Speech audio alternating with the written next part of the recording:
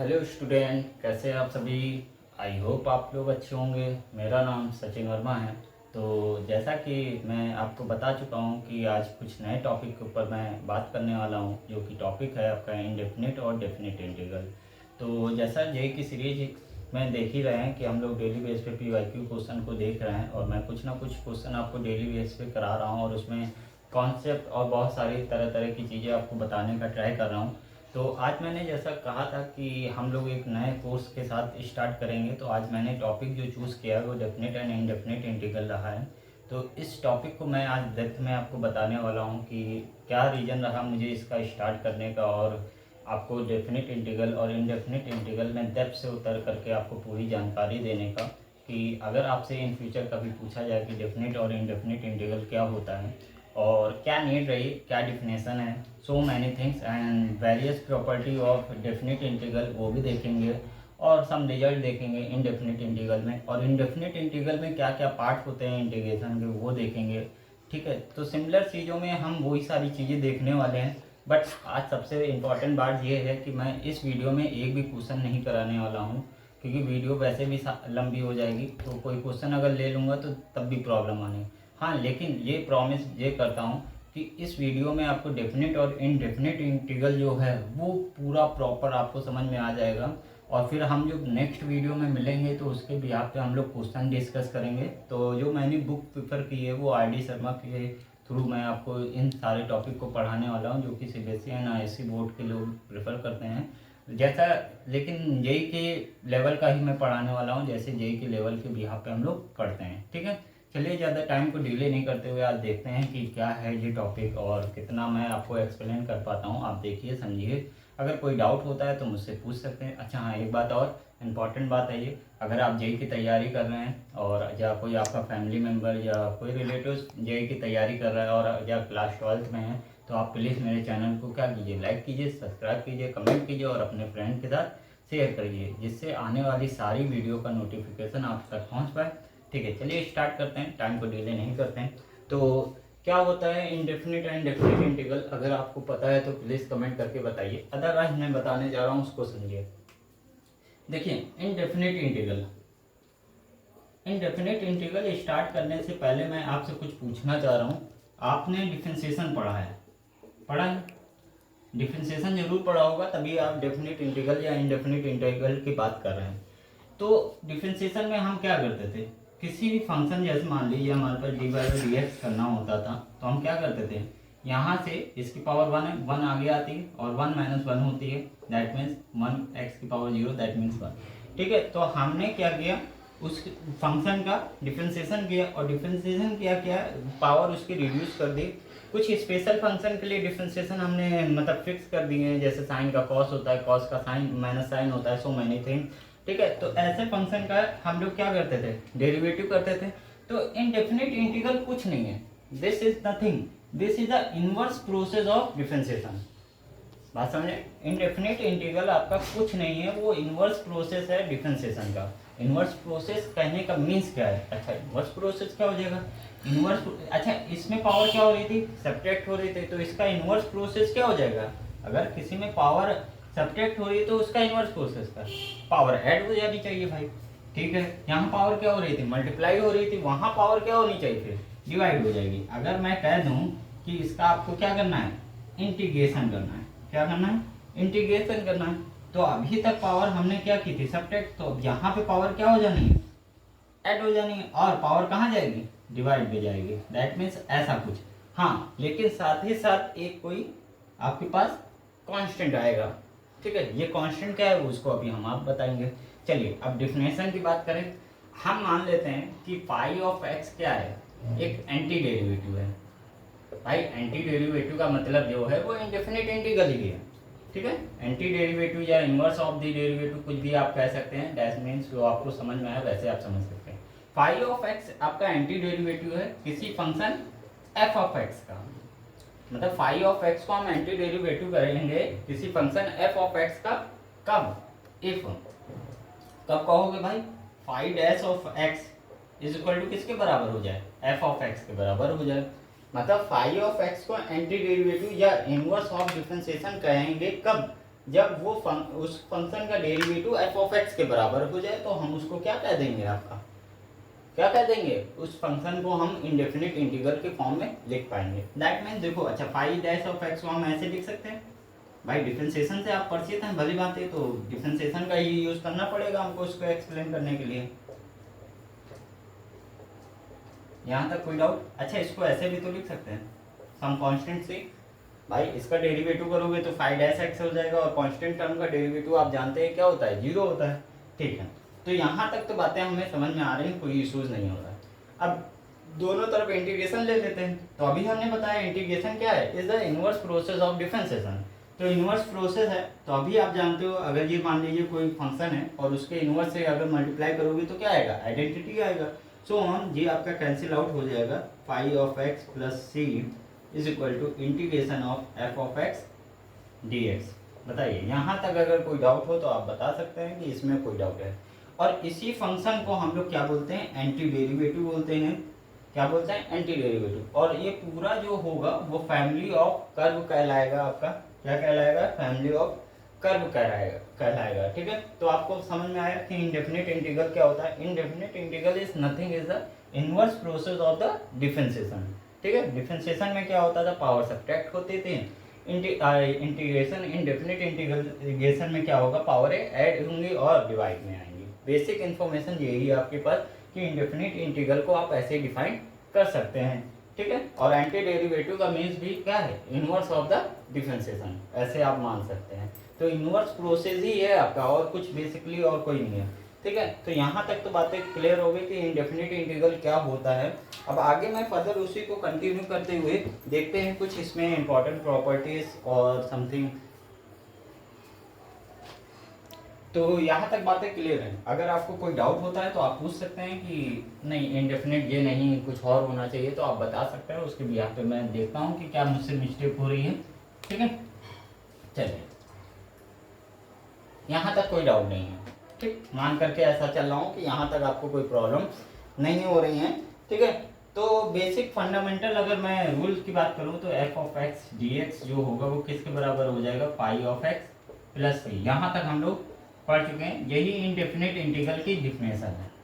ठीक है, यहाँ पे ये क्या है आपका, इनवर्स फंक्शन ऑफ डिफरेंशिएशन है, या एंटी डेरिवेटिव आप बोल सकते हैं, सो ऑन। अब यहाँ पे मैं बात कर लूँ, जैसे आप कुछ फंक्शन का डिफरेंशिएशन जानते हैं।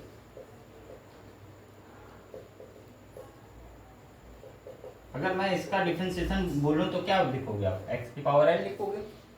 भाई इसका अगर मैं डिफरेंशिएशन कहूँ कि करिए तो इसका डिफरेंशिएशन क्या होगा, ये हो जाएगा। अब इसी का रेसिप्रोकल एक्स की पावर एन डी एक्स का अगर इंटीग्रेशन करने की बात करें तो एक्स की power n plus one upon में एन प्लस वन हो जाएगा, प्लस सी हो जाएगा। तो देखिए जैसे मैंने बताया था कि इंटीग्रेशन जो है वो इनवर्स प्रोसेस है किसका, डिफरेंशिएशन का। सो आपको डिक्टो वही आपको मैं दिखाने की ट्राई कर रहा हूँ। तो अच्छा, और कोई फंक्शन आप सोच लीजिए जिसका डिफरेंशिएशन आपको आ रहा हो, जिसका भी डिफरेंशिएशन आ रहा हो। ठीक है, तो दूसरा फंक्शन क्या ले लेता हूँ मैं, log x ले लेता हूँ। क्या ले लेता हूँ, log x। log x का डिफरेंशिएशन क्या होता है, 1/x हो जाता है। और यहाँ से अगर 1/x का डिफरेंशिएशन आप करेंगे तो क्या हो जाएगा, log x प्लस c हो जाएगा। ठीक है, तो सिमिलर ऐसे बहुत सारे फंक्शन आ सकते हैं। मेरे पास बहुत सारे फॉर्मूले हैं जो आपको दिखा सकता हूँ और जिससे मैं प्रूव कर सकता हूँ कि जो आपका इंडेफिनिट इंटीग्रल है वो कुछ नहीं है, वो इनवर्स प्रोसेस है किसी डिफरेंशिएशन का। बस बेसिक आपको यही बताना है और कुछ नहीं बताना है। ठीक है, यहाँ तक क्लियर हो गई बातें। अच्छा ठीक है, चलिए नेक्स्ट आगे बढ़ते हैं हम लोग। सम स्टैंडर्ड रिजल्ट इसके पढ़ते हैं कि कुछ स्टैंडर्ड रिजल्ट क्या है वो हम लोग देख लेते हैं। ठीक है, यहाँ तक बातें क्लियर हो गई होंगी, मैंने कैसे बताया वो भी आपको क्लियर हो चुका होगा। ठीक है, तो क्या होता है सम स्टैंडर्ड रिजल्ट में, सम इंपॉर्टेंट रिजल्ट कह सकता हूँ मैं, important result, some important result. ठीक है, तो इसमें फर्स्ट है हमारे पास क्या है, d by d x f of x d x is nothing is f of x. ठीक है, सेकेंड क्या है, k times f of x d x is nothing is k times f of x d x के बराबर होगा। ठीक है, और थर्ड है f of x plus minus g of x का डी एक्स, मतलब इंटीग्रेशन जो होगा वो f of x d x plus minus g of x d x के बराबर होगा। ठीक है, तो ये तीन प्रॉपर्टी इंपॉर्टेंट रिजल्ट हैं, तो उसको हम वन बाय वन देखते हैं, प्रूव करते हैं कि कैसे ये आया, कैसे ये आया, सो ऑन। आपका देखिए मैं ये डिस्कस कर दूंगा, सिमिलर वे में आपको इसको करना है, ये आपके होमवर्क रहेगा, आपको इसको ट्राई करना है। तो मैं आपको फर्स्ट एंड सेकंड डिस्कस करने वाला हूँ कि कैसे ये चीज़ें बनी हमारे पास। ठीक है, सो ओके, ठीक है। तो इनडेफिनेट की मैंने डिफिनेशन क्या दी थी बताइए। इनडेफिनेट इंटीग्रल की मैंने डिफिनेशन क्या दी थी, अभी जस्ट ऊपर मैंने इनडेफिनेट इंटीग्रल की कुछ डिफिनेशन बताई थी ना। एक तो मैंने ये बताया था कि फाई डैश ऑफ एक्स किसके बराबर होता है, किसी फंक्शन एफ ऑफ एक्स के बराबर होगा, तब हम फाई ऑफ एक्स को क्या बोलेंगे, उस फंक्शन का एंटी डेरिवेटिव बोलेंगे। क्या बोलेंगे, एंटी डेरिवेटिव। ठीक है, अगर आप किसी फंक्शन को इस फॉर्म में लिख पा रहे हैं तो उस केस में फाई ऑफ एक्स को आप उस फंक्शन का एंटी डेरिवेटिव बोलेंगे। या और क्या लिख सकते हैं हम लोग भाई, इसको ये भी लिख सकते हैं, फाई ऑफ एक्स लिख सकते हैं। बस इन्हीं दो डिफिनेशन का यूज करके हम क्या करेंगे, बाकी सारी चीजों को प्रूव करने वाले हैं, वन बाय वन देखते हैं। ठीक है, यहाँ तक तो बातें क्लियर होगी, कोई दिक्कत नहीं। अच्छा अब देखो, यही चीज मैं यूज करने वाला हूँ। देखो फर्स्ट प्रूफ के लिए आप देखिए, proof number first, proof first. ठीक है, कैसे प्रूव करेंगे इसको, आप क्या लिख सकते हैं बताइए, d by d x of phi of x लिख सकते हैं भाई, और इक्वल में एफ ऑफ एक्स है, कोई दिक्कत। ठीक है, अब फाई ऑफ एक्स को क्या लिख सकते हैं, ये लिख सकते हैं, तो यहाँ रख दीजिए बस। तो integration of f of x d x is equal to f of x, देखिए वही आ गया जो हमें प्रूव करना था, कोई दिक्कत, नो प्रॉब्लम। ठीक है, यहाँ तक क्लियर हो गए। ठीक है, तो ये मैंने फर्स्ट प्रूव कर दिया, 2 लाइन में लिखना था, बस इतना ही लिखना है, बस समझ आपको होनी चाहिए कि क्या किया मैंने। प्रूफ में कोई ज़्यादा मतलब टेंशन लेने वाली कोई बात ही नहीं है। ठीक है, चलिए सेकंड देखते हैं। चलिए सेकंड में भी कुछ ज़्यादा कुछ करना नहीं है, बस यहाँ पे क्या कर देना आपको, के कर देना होगा। तो ये क्या हो जाएगा, जब दोनों तरफ इंटीग्रेशन लेंगे तो के फाई ऑफ एक्स हो जाएगा, और यहाँ क्या हो जाएगा आपके पास, के दोनों तरफ हो जाएगा, तो यहाँ भी के times f of x d x हो जाएगा। और फाई ऑफ एक्स को आप क्या लिख सकते हैं, integration F of x d x हो जाएगा। तो बताइए, मैंने दूसरा भी प्रूव कर दिया सिमिलर वे में, कोई इशूज, यहाँ तक भी कोई प्रॉब्लम नहीं होनी चाहिए। तो ये मैंने आपको बताया कि सम इम्पॉर्टेंट रिजल्ट जो थे इंडेफिनेट इंटीग्रल के, वो मैंने आपको स्टेप बाय स्टेप बताया। ठीक है, अब अच्छा एक इम्पॉर्टेंट टॉपिक और आता है हमारे पास, फिर उसके बाद हम डिफरेंस देखेंगे डिफरेंशिएशन और इंटीग्रेशन में। ठीक है, फिर ये इनडेफिनेट इंटीग्रल में क्या क्या टॉपिक यूज होते हैं वो बता दूंगा, फिर उसके बाद डेफिनेट इंटीग्रल हमारे पास चालू हो जाएगा। ठीक है, कोई इशू नहीं होनी चाहिए। तो अब हम क्या देखने वाले हैं, एक इम्पॉर्टेंट टॉपिक जो कि हमारे पास क्या है, इम्पॉर्टेंट टॉपिक है बहुत ज़्यादा मेरे हिसाब से, क्योंक't मैंने भी इसको कल ही सीखा है। ठीक है, वही मैं आपको एक्सप्लेन करने जा रहा हूँ। जियोमेट्रिकल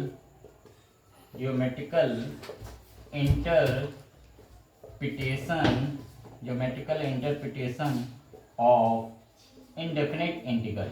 ठीक है, geometrical interpretation of indefinite integral, तो कैसे हम इसको समझेंगे, बहुत इंपॉर्टेंट टॉपिक है और बहुत इजी वे में समझाने जा रहा हूँ आपको।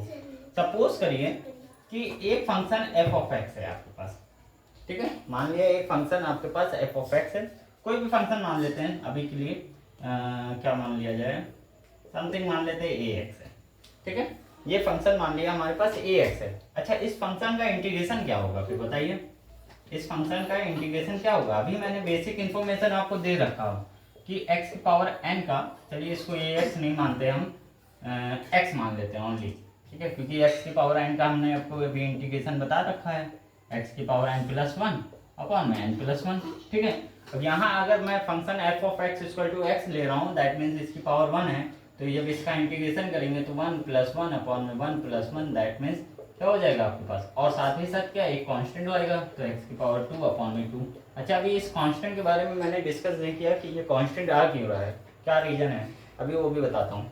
ठीक है, तो ये हमारे पास आ जाएगा x² plus c something so on.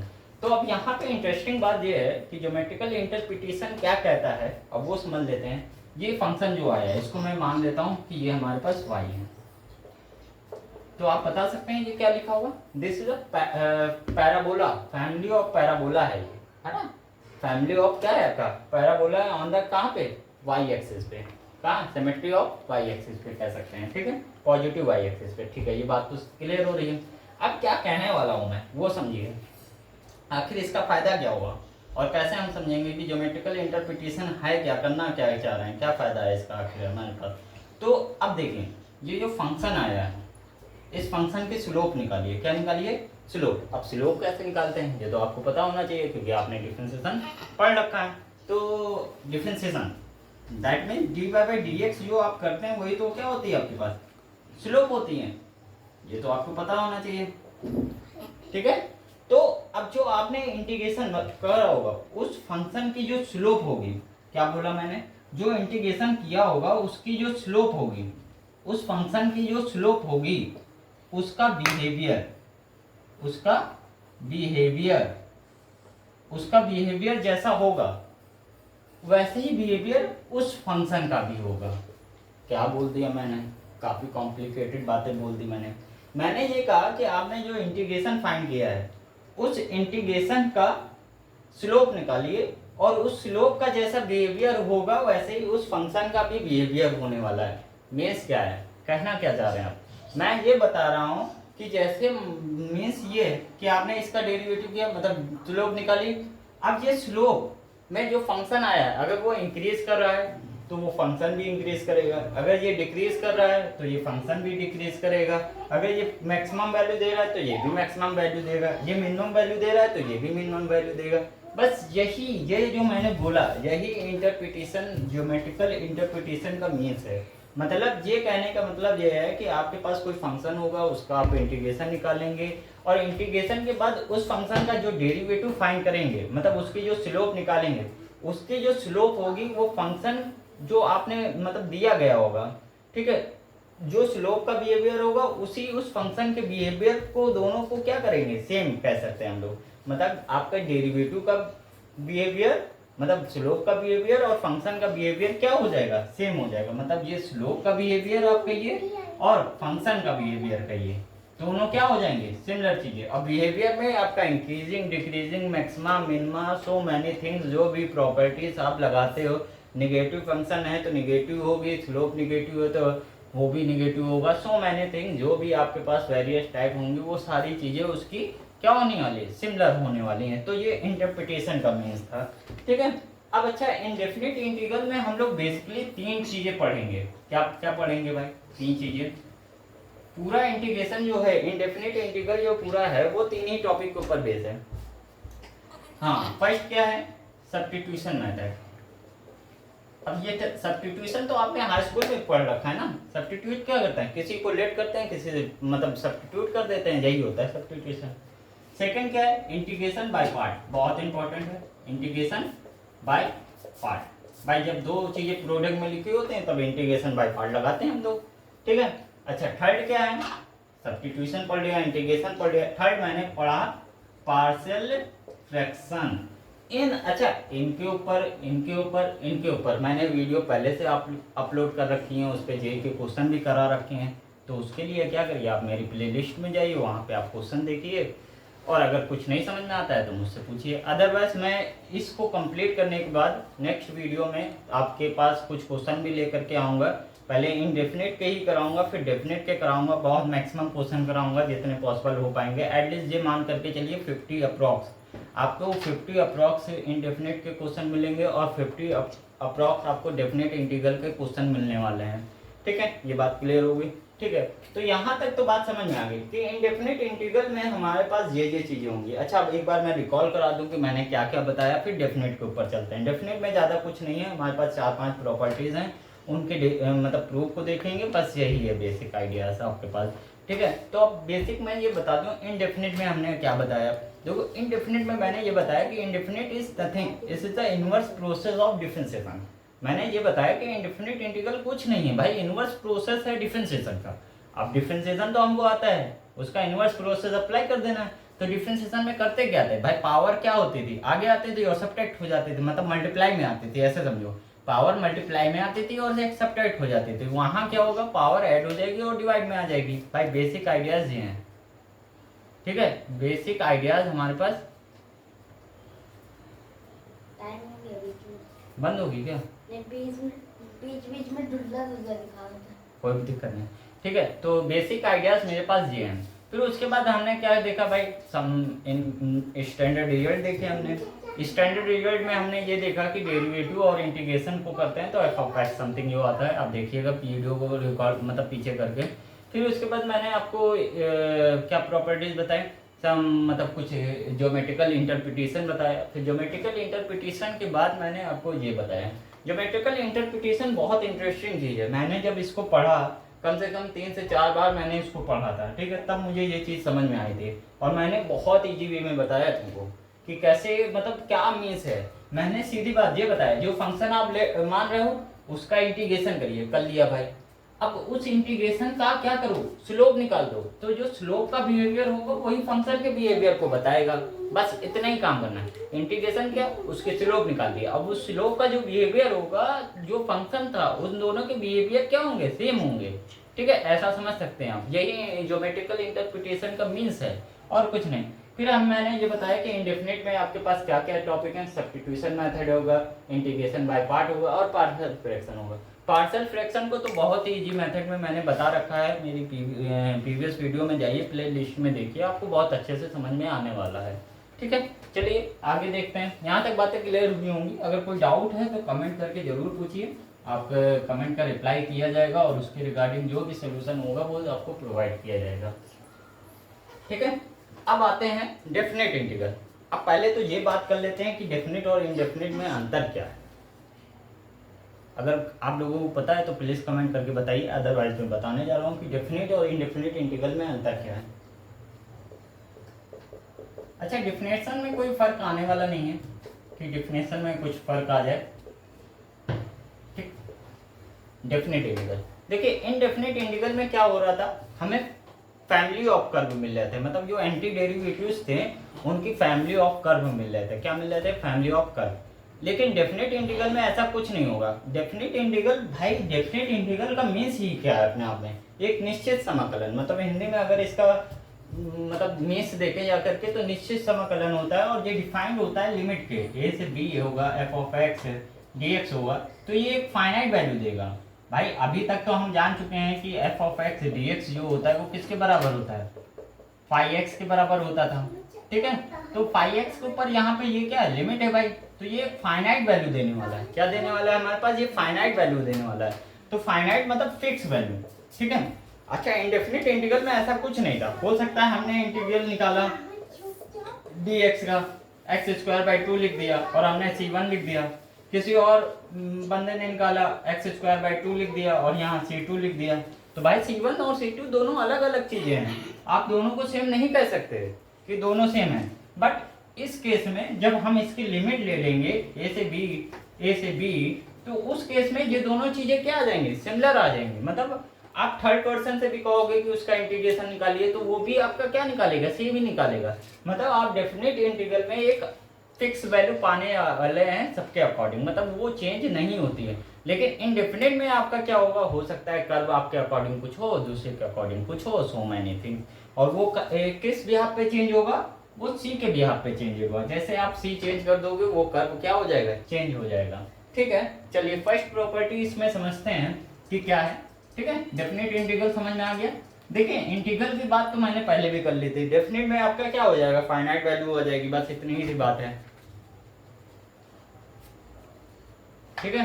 तो फर्स्ट प्रॉपर्टी ये है, फर्स्ट प्रॉपर्टी आपके पास क्या है, पहली प्रॉपर्टी मैं बता दूं, ए से बी में F of x d x है, वो सेम होगा ए से बी में F of T D T के, ठीक है। तो इससे क्या पता चला, ये डेफिनेट इंटीग्रल की इंपॉर्टेंट प्रॉपर्टी है, इसको थोड़ा ध्यान रखिएगा। यहाँ पे वेरिएबल क्या है x, यहाँ पे वेरिएबल क्या है t। इसका मतलब यही है कि डेफिनेट इंटीग्रल जो है वो वेरिएबल से इंडिपेंडेंट है, मतलब वेरिएबल के ऊपर डिपेंड नहीं करता है। Definite integral does not depend on the variables, है ना। अच्छा कैसे मैंने कहा, सपोज, अच्छा यहाँ पे हम कैसे प्रूव करेंगे इसको, चलिए प्रूफ भी देख लेते हैं भाई। छोटा सा प्रूफ है, बहुत ईजी। ठीक है, इसको ले लेते हैं और उधर वाला प्रूव कर देंगे। बताइए कोई दिक्कत? यहाँ लेट कर लो, लेट एक्स इक्वल टू क्या मान लिया हमने, टी मान लिया। डिफरेंशिएशन करते हैं, D x is nothing is D T, ठीक है, D x is nothing is क्या हो गया हमारे पास, डी टी आ गया। अब यहाँ पे लिमिट भी चेंज कर लेते हैं भाई। देखिए x की वैल्यू हमारे पास क्या है, a है, a यहाँ रखिए तो t भी क्या मिलेगा हमें, a ही मिल जाएगा, ठीक है। और जब b रखेंगे तो क्या मिल जाएगा, b मिल जाएगा। सो ऑन, ये इंटीग्रेशन क्या बना, a से b, और x की जगह हमें क्या पुट करना है, t, और dx की जगह क्या पुट करना है, dt, सो ऑन। देखिए हमने LHS दिया था, RHS की साइड पहुंच गया, दैट मीन्स ये क्या है, दोनों सिमिलर है। तो ये बात क्लियर हो गई कि डेफिनेट इंटीग्रल जो है वो वेरिएबल के ऊपर डिपेंड नहीं करता, ठीक है। पहली प्रॉपर्टी भाई ये कहती है, ठीक है। सेकंड प्रॉपर्टी क्या है वो भी देखते हैं, काफी इंटरेस्टिंग प्रॉपर्टी है सेकंड। a से b f of x dx अगर लिखा है आपके पास तो ये माइनस टाइम्स होगा b से a f of x dx के। मतलब ये इसमें क्या हुआ, a से b अगर लिखा है, अगर आप लिमिट को चेंज करते हैं तो आगे एक निगेटिव साइन आने वाला है, ये आपको बताया जा रहा है। ये कैसे बताया आपने, क्या बताइए। अब ये कैसे प्रूव करेंगे कि भाई उसके पास नेगेटिव साइन ही आएगा, भाई कुछ ना कुछ तो तरीका होना चाहिए ना, कैसे बताएंगे कि इसके पास नेगेटिव साइन आएगा। चलिए देखते हैं, वो भी देख लेते हैं, कोई इशूज होता है तो बता सकते हैं हम लोग। अच्छा अब देखिए मैंने आपको बता रखा है इनडेफिनेट इंटीग्रल में कि इसका इंटीग्रेशन क्या होता था, फाई ऑफ एक्स होता था भाई, और उसकी लिमिट लगा दीजिए a से b, तो क्या आ जाएगा ये, phi of b minus phi of a आ जाएगा। इसमें से माइनस कॉमन ले लीजिए तो ये phi of a minus phi of b बन जाएगा। तो आप इसको क्या लिख सकते हैं, इसको क्या लिख सकते हैं भाई, लिमिट कहाँ से कहाँ जाएगी, पहले अपर लिमिट पुट हुई है तो a b f of x dx, यही तो बनेगा हमारे पास भाई। कोई इशूज हो तो बताइए। तो देखिए सिमिलरली हो गया ना, प्रूफ हो गया, तो ये भी बात सही है, ठीक, कोई दिक्कत नहीं है ना। चलिए यहाँ तक के लिए थर्ड प्रॉपर्टी के बाद बात करते हैं, तो वो क्या होगी, देखिए a से c प्लस c से b f of x dx के बराबर होगी। इसको एडिटिव प्रॉपर्टी भी बोलते हैं, वेयर c कहाँ होगा, c is lies a comma b, या इसको ऐसे भी लिख सकते हैं, c जो होगा वो a से बड़ा होगा और b से छोटा होगा, सो ऑन, ठीक है। तो इसको जनरलाइज फॉर्म में भी लिख सकते हैं। इसको आप प्रूफ करिएगा जैसे मैंने बताया। प्रूफ अच्छा कैसे करेंगे भाई, देख लीजिए इसका भी प्रूफ। प्रूफ बहुत ईजी है, प्रूफ कोई मतलब है भी नहीं है, बस आपको क्या यूज़ करना है, a से b f of x dx है, जैसे मान लो a से c निकालते हैं हम, ठीक है। हम ये प्रूव करते हैं कि ये इसके बराबर है, भाई किसी भी साइड को लेकर के आप ये दिखा दीजिए दूसरी साइड के इक्वल आ रहा है तो सेम होगा, ठीक है। तो f ऑफ x dx अगर लिखा है तो इसको हम फाई ऑफ x लिख सकते हैं और इसके ऊपर लिमिट डाल दीजिए क्या, a से c, सो ऑन क्या बन जाएगा, ये phi of c minus phi of a बन जाएगा भाई। इसके लिए जब करोगे c से b f of x dx तो ये क्या बन जाएगा भाई, phi of b minus phi of c। अब दोनों को क्या करना है, हमें ऐड कर देना है, तो ये फाई ऑफ c से फाई ऑफ c कैंसिल हो जाएगा, phi of b minus phi of a। अच्छा इसको आप क्या लिख सकते हैं भाई, देख चुके हैं, a से b f of x dx हो चुका है भाई। इसमें कौन सा इशूज है, कोई दिक्कत नहीं है भाई, देख लिया हमने, प्रूफ भी कर दिया भाई क्या था उसको, ठीक है। यहाँ तक कोई क्लियर मतलब डाउट हो तो आप पूछ सकते हैं कि ये चीज़ हमें नहीं समझ में आई, आपने बहुत जल्दी बता दिया, सो मैनी थिंग्स, जो भी आपको अगर डाउट हो रहा है तो आप पूछ सकते हैं, उसमें कोई दो राय नहीं है, ठीक है। फोर्थ प्रॉपर्टी क्या है, फोर्थ प्रॉपर्टी काफ़ी इंटरेस्टिंग है, काफ़ी इंपॉर्टेंट है, जे के बिहाफ पे या क्लास 12th के बिहाफ पे बहुत ज़्यादा इंपॉर्टेंट है। अगर मान लीजिए हमारे पास a से b f of x dx आपके पास दिया गया है, तो ये क्या कहती है, a से b f of x dx है तो a plus b minus x dx हो जाएगा, ठीक है। इसी का एक अपडेट वर्जन या स्पेशल केस कह सकते हैं हम लोग, स्पेशल केस। इसको प्रूफ देखना होगा, देख लेंगे अभी, काफ़ी इजी है। प्रूफ में वही करना है जो नॉर्मल करते हुए हैं। स्पेशल केस क्या हो जाएगा, लोअर लिमिट को आप जीरो कर दीजिए, लोअर लिमिट को अगर हम जीरो करते हैं, ठीक है, तो हमारे पास जीरो से b f of x dx बन जाएगा, तो वो क्या बन जाएगा, जीरो से b f of b minus x dx, ठीक है। ये स्पेशल केस है, समझ रहा है ना। यहाँ पे क्या हो गया, जीरो हो गया, चाहो तो zero plus b minus x लिख दो, सो ऑन एनीथिंग, ठीक है। तो ये स्पेशल केस है। प्रूफ देखें, चलिए प्रूफ देख लेते हैं भाई। प्रूफ इसका करा दे रहा हूँ, इसका तो आप कर ही लेंगे, ठीक है। तो देखते हैं, अच्छा ये इसको सब्स्टिट्यूट कर लो, a plus b minus x को हम t मान लेंगे, कोई दिक्कत नहीं। तो यहाँ से क्या हो जाएगा, माइनस का d x equal to d t, कोई दिक्कत नहीं। लिमिट चेंज कर लेते हैं भाई, ठीक। लिमिट चेंज करेंगे तो x की वैल्यू पहले a रख दो, जब a रखेंगे तो ये b आ जाएगा, और b रखोगे तो ये a आ जाएगा, कोई डाउट यहाँ ये। तो जब a है तो b आएगा, और जब b है तो a आ जाएगा, और इसकी जगह क्या होगा, f ऑफ t आ जाएगा, और dt की जगह क्या आएगा भाई, dt की जगह माइनस का dt आ जाएगा। कोई दिक्कत यहाँ तक बताइए, अगर कोई डाउट हो तो बताइए, ठीक है। तो यहाँ से हम लिमिट ऊपर नीचे कर लेंगे, तो ये क्या हो जाएगा, a से b, और ये माइनस को फिर प्लस कर देगा, बताइए कोई दिक्कत। अब एक बात आप जानते हो, मैंने फर्स्ट प्रॉपर्टी में बताया था, a से b f of x dx is nothing is a से b f of t dt, मतलब वेरिएबल को चेंज करने से इंटीग्रेशन पे कोई इम्पैक्ट नहीं पड़ता, तो इसको मैं a से b f of x dx लिख सकता हूँ। तो देखिए मैंने राइट हैंड साइड से गया था और लेफ्ट हैंड साइड को प्रूव किया, दैट मीन्स क्या है, दोनों चीज़ें सेम चीज़ें लिखी हुई हैं, दैट मीन्स ओके, प्रूव हो जाता है ये हमारा।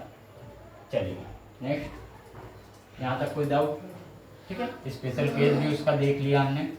अच्छा दो प्रॉपर्टीज़ और बची हैं, उनको भी मैं बता देता हूँ। फिर प्रॉपर्टीज़ क्या हैं, ये काफ़ी इंपॉर्टेंट है, a से माइनस a से f ऑफ x dx है, ठीक है। एक तो ये है, दूसरी ये, दोनों सिमिलर हैं, 0 से 2a f of x dx है, ठीक है। दोनों को प्रूव करा दूंगा, अभी मैं बता दूंगा वन बाय वन। यहाँ पे आपको क्या चेक करना है, यहाँ पे आपको चेक करना है कि ये फंक्शन f ऑफ x अगर इवन होता है, ठीक है, तो ये इंटीग्रेशन किस में कन्वर्ट होता है, 0 से a 2 times f of x dx में कन्वर्ट होता है। और अगर यही f ऑफ x क्या हो जाए, ऑड हो जाए, तो इस इंटीग्रेशन की क्या होती है, वैल्यू 0 होती है। सिमिलर यहाँ से अगर आपके पास 0 से 2a लिखा हुआ है, तो ये इंटीग्रेशन भी आपके पास अगर f ऑफ x किसके बराबर हो जाए, by f of 2x minus a के बराबर हो जाए, ठीक है, f of 2a minus x के बराबर हो जाए, ठीक है। तो ये इंटीग्रेशन 2 टाइम्स 0 से a f ऑफ x के बराबर dx के बराबर होता है। अगर यही चीज़ f of x equal to minus times f of 2a minus x के बराबर होती है, तो ये 0 हो जाती है, ठीक है। तो ये सिमिलर कुछ प्रॉपर्टीज़ आपके पास मैच खा रही हैं, इनको देखिएगा, ये काफ़ी इंपॉर्टेंट है।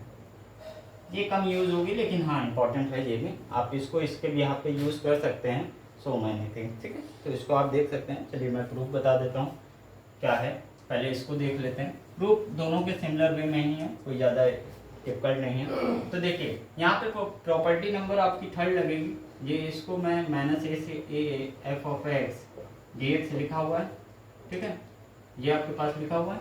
इसको आप ऐसे लिख सकते हैं, माइनस a से 0 f of x dx plus 0 से a f of x dx, ठीक है। अब इसको कुछ नहीं करना है, इसी के साथ जो काम करना है वो करना है, ठीक है।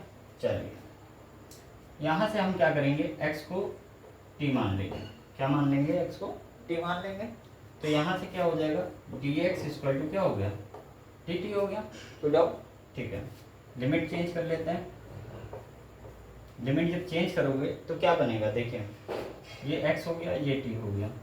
अब x की वैल्यू अगर 0 रख लो तो ये भी 0, और x की वैल्यू अगर माइनस a रख लो तो ये भी माइनस a हो जाएगा। इशूज यहाँ तक, ठीक है, कोई दिक्कत नहीं होने वाली कि यहाँ पे हमें कोई प्रॉब्लम क्रिएट होने वाली हो।